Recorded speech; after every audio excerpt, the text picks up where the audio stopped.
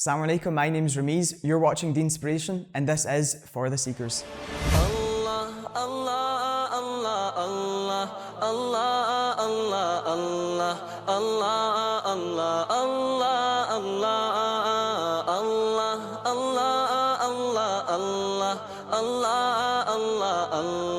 Allah, Allah, Allah, Allah. So before I talk about my advice for all of you new university students, I want to talk about my kind of journey through university.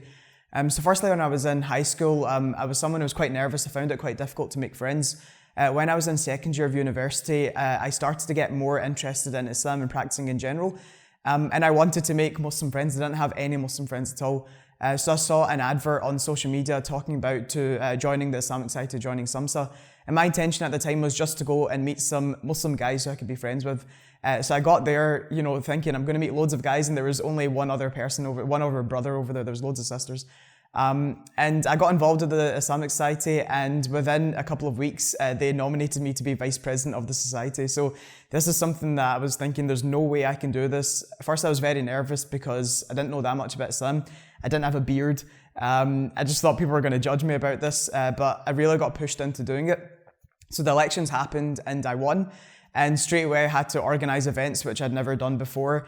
I was attending events where, last second they say to me, oh, the host hasn't come, you now need to speak, or you need to give a speech, etc. And I was really just kind of thrown into the deep end.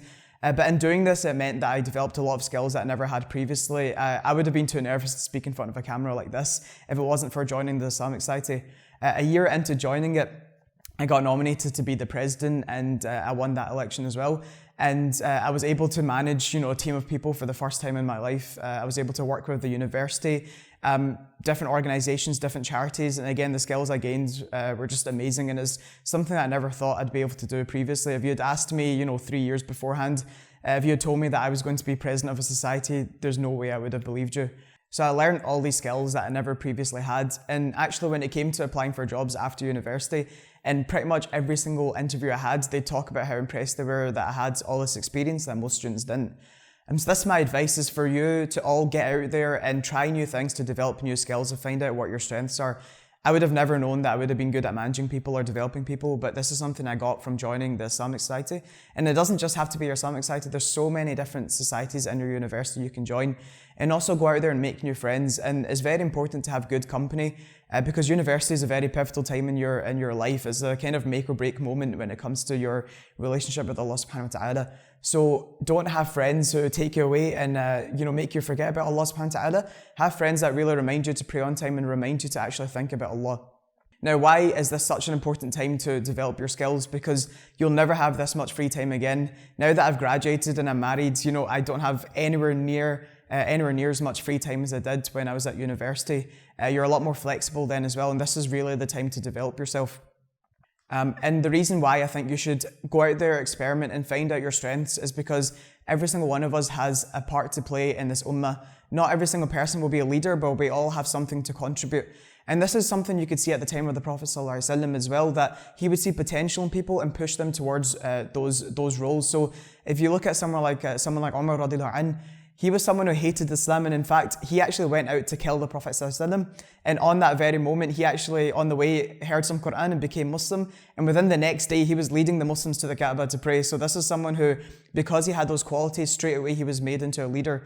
So it didn't matter that he hadn't been Muslim for a long time, maybe didn't have that much knowledge of Islam. He had those qualities. The Prophet ﷺ pushed him towards doing that. But not every single one of us has to be a leader, but every single one of us has to do something towards the ummah. Now, a lot of people think that if I don't have certain qualities, I have nothing to offer, but all of us have something to bring to the table. And that's why it's very important for us to figure out what our role is, what we can actually do to benefit the Muslim ummah around us. Now, everyone has to do something because we're in such a dire situation. We need as much man and woman power as possible. So that's why it's so important for us to develop those skills, to make those networks, and to also figure out what we're good at. Now, along with this, I think it's very important for us to continuously develop our relationship with Allah SWT, and that's why we should never neglect our spiritual development as well. You can get all the skills you can, all the skills you want, but they won't be of any benefit to you if you're not doing it for the sake of Allah SWT.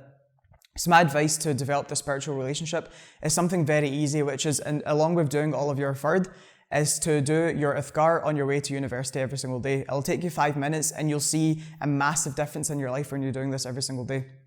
Now, my final piece of advice, and this isn't just for students, this is for everyone, is to always have a spare water bottle on you to use for a lota, for a stinja if you ever have to. It's very important.